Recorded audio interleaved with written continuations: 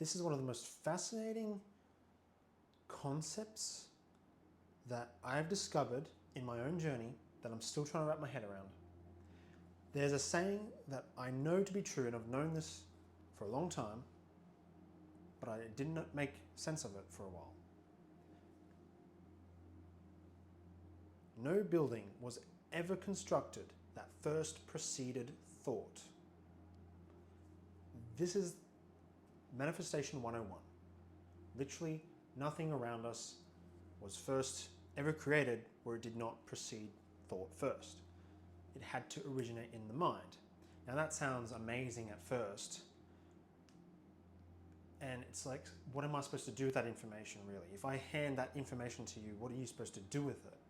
Well, this is what I'm going to try and answer today. Because if we have a problem, especially a very troublesome problem, a romantic problem, daddy issues, betrayals, infidelity, whatever hell is going on out there, if it exists in the mind. And it's starting to come to me.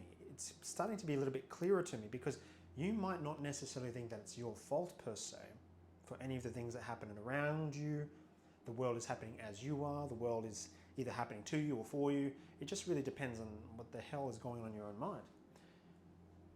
Because there's only one person in your reality whom you will ever get to experience real consciousness, and that is yourself. And through your own consciousness, you sort of create everything around you, even the things that are not your fault. And I'm especially talking about the bad things. If it exists, it first existed in the mind. I was part of a program that tried to maybe touch on this, and it was just so confusing. But it kind of makes sense to me now, because in this program that I was once a part of, they were like, don't worry about boundaries, don't worry about, they were a bit hypocritical on that one, but they were like, don't worry about financial struggles, don't worry about this, don't worry about that. And for a lot of the time, it's like, that makes zero sense. I guess they did a really bad job at explaining why you're not supposed to focus on, let's say you're in a divorce or something. They're like, don't focus on the lawyers, don't focus on the counseling, just focus on the principles and the processes within the program that I was a part of, that taught all that kind of thing. And for me, it didn't make a lot of sense. But now, reflecting on this principle, if it exists in the mind, this now makes sense. Because let's say we're in a program, let's say you're trying to save your marriage or something, and they tell you to focus on the principles and the processes within that particular program. God help us if they make that make any sense. The reason they would do that is because it's getting your attention to focus on something else that exists. It's getting your attention to create something new. It's getting your attention to create something else. And your consciousness will expand on that, and your consciousness will sort of be this, as opposed to whatever chaos was previous. It doesn't even matter if the chaos was real, it happened, it's in the past. It doesn't really matter, because that was what your consciousness was kind of aware of, your subconscious especially, the underlying beliefs and thoughts and feelings beneath the surface. And those are the things that rise up. So, how do we use this information on how to solve our relationship problems and how to manifest better? And manifest, it's not a woo-woo thing. It's just a thing that we kind of effortlessly do on the go all the time. It just means to create. It just means to become aware of. It means to have the unseen become seen. That's all it means. Therefore, for a problem to not exist, it must not exist in the mind. So think about this. Like I was just saying with this program thing. For the problem to exist, it has to first exist in the mind. So to get rid of the problem, to make it not exist in the reality, it has to not exist in the mind.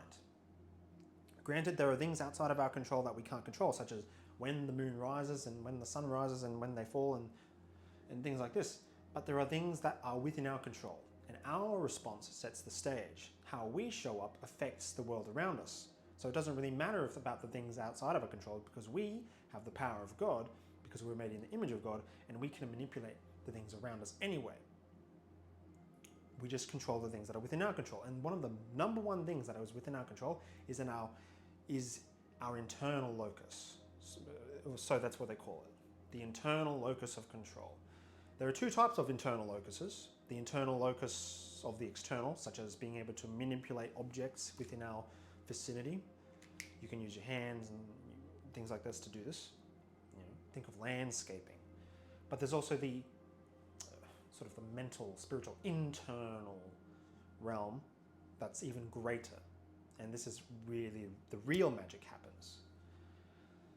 So I'm not sure how to describe them separately, other than that there's two different types, and it's really the deep inner locus of control that we need to focus on the most.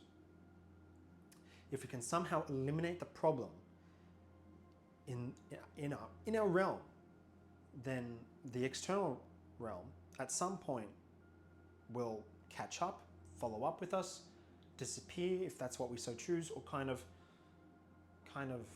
will bring about a different result. I can't guarantee you any promises, by the way. I can't guarantee you that you're going to magically get your ex back, and I can't guarantee that you're going to somehow make $1 million. It really kind of depends on your own journey. So I'm just sharing with you what here that I've come to understand, that I'm still learning, and this is what all the great rich people all say. They all say this kind of thing. And so I'm just kind of regurgitating the same sort of stuff, except I'm sharing you the way I currently understand it. My current findings. These are my current findings. And I'm finding this perhaps may be true for me. And you may find that this may be true for you. If you kind of think about it though, you've got to like sit down and just like take a hit and think about it and write down and ask questions and figure out, man, is this really true? And you kind of, you prompt yourself, you test yourself.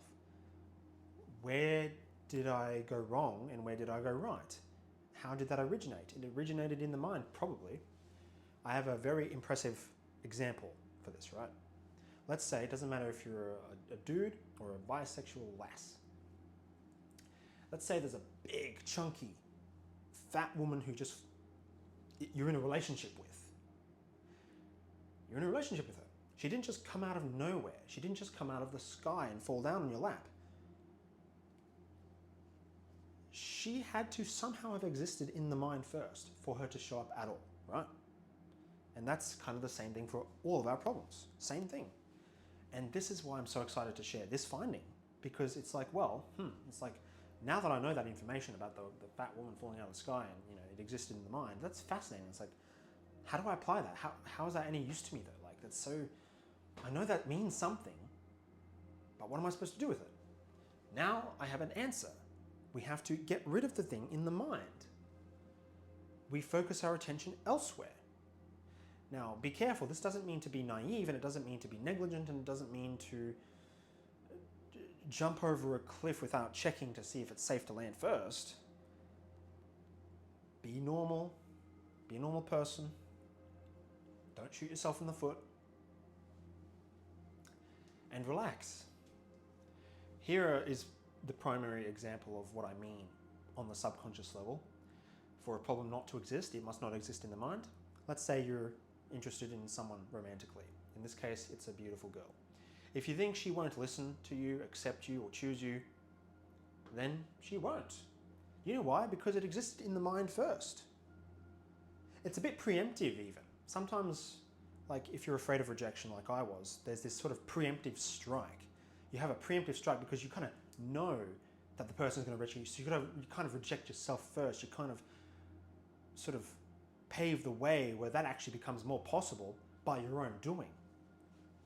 However, if you think she will and does listen to you, accept you, choose you, then so shall she. I mean, based on the principle that if it exists in the mind. No building was ever constructed that first preceded thought. If we create this, then what's to say that we can't create this as our underlying default? The underlying default.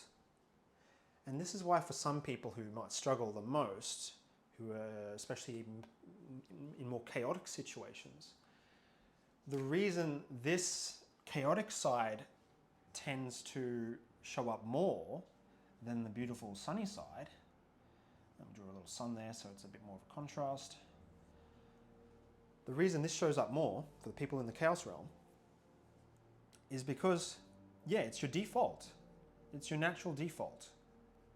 The scriptures say, somewhere in Matthew and in the Gospels, when you plant your seeds in the field, you basically reap what you sow. You harvest what you plant. And this is the harvest. This is the harvest. So we want to be planting new types of harvests, right? So that becomes our new default. And now this can be done. You've got to put a tiny bit of effort in with the faith the size of a mustard grain to make this work. One of the easiest ways we can do this to make this transition happen a lot easier, you could affirm to yourself, I am, by the way. Most of these situations where we're looking at another person stem from an I am belief, an I am sort of statement. And so we just say to ourselves, hey, I am accepted, I am listened to, I am chosen, etc. Now you could say that to yourself for a long time in the mirror, on a diary or something. That's what I've done for over a year or something like that, I don't know. And sometimes you might wonder where the hell is all the stuff, right? So there's more things to do. It's not really about writing that stuff down. It's getting to the point where it sinks in. It seeps through that soil. It starts to land and it plants in. And it becomes a second nature that you don't have to write it down. You don't even think about it because that's just who you are. You walk around like that. You show up like that. That's why we probably would do those things in general. And then, just like when you're driving a car, the longer you time, like let's say you know how to drive a car properly, the longer amount of time you stop driving, the more, it's not scary to come back to driving. Let's say you haven't driven in 3 years, 5 years or something. It gets a bit, you're a bit nervous probably. You're a bit trying to shake yourself up a bit. And that's why every once in a while you just, to prevent yourself from shaking up and crumbling and letting entropy take over and let things disintegrate, you just get back to the basics sometimes. Sometimes you just have to remind yourself, hey, I am listened to, I am accepted, I am chosen, etc. And that's just something that we remind ourselves on a default. The Bible actually is a great manifestation instruction manual that talks about this because it's a spiritual food primarily. That's what the Bible is. It's a spiritual food. And the reason it's a spiritual food is because like food, you keep eating it. You don't stop eating food throughout the rest of your life. You just keep eating it. The scriptures, you digest the scriptures like a spiritual food. And if we stop reading the scriptures, we deplete our spiritual health. But if we read them, we start to become a lot healthier in our spiritual health. The point of the scriptures is that you just remind yourself, that's all it is. You remind, even the commandment of the Passover, that's just to honor Jesus' sacrifice and remember what he did until the day he rocks back up. So that we don't forget. So that's the point of we just going back to the basics. Don't forget, you are still listened to, you are accepted, and you are chosen. And you have to believe that on a fundamental, deep, underlying level because it's actually underlying. That's what it is, it's underlying. 1% of the time, you have maybe 70,000 thoughts a day that are conscious. 70,000 conscious thoughts a day, perhaps. You're not consciously counting, by the way. It's like how many times you breathe. You're probably breathing 100,000 times a day. Your heart's probably beating 1 million times a day. I don't know. You don't consciously think about it, you just know it's happening. 99% of the time, though, we have deep underlying conscious thoughts. And the only way to kind of figure out what those deep underlying conscious thoughts are is you have to challenge yourself. You have to test yourself and kind of pull out those sort of things from the soil underneath. You have to sort of draw them out and you can't necessarily consciously do it. They just sort of happen. And when they happen, take notice of them, observe them. Notice the feelings you were feeling and the thoughts you were thinking and what led up to that. Why were you really thinking that way? Ask yourself the question, why? 7 times. Big help. 7 times, ask yourself why. Times 7. Why 7? Because 7's a lucky number. And there's a website called askwhy7times.com or something like that. And that is how you can sort of maybe root those out and replant the opposite, something different. See if this is true for you. I'm still experimenting, but I do know I'm onto something here. There's one more thing I want to tell you, by the way. Habits. It's not exactly related to this per se, but it can help as well in finding things out. When it comes to like creating a new habit, let's say this has nothing to do with relationships, but maybe it has something to do with something you want to do, something you want to receive, get done, a goal or something. You do want to be in a habit, a conscious habit of maybe doing something just once a week, preferably twice a week, of practicing something. And you have to just do that to make this whole process a lot easier. All right. I wish you a wonderful rest of your day.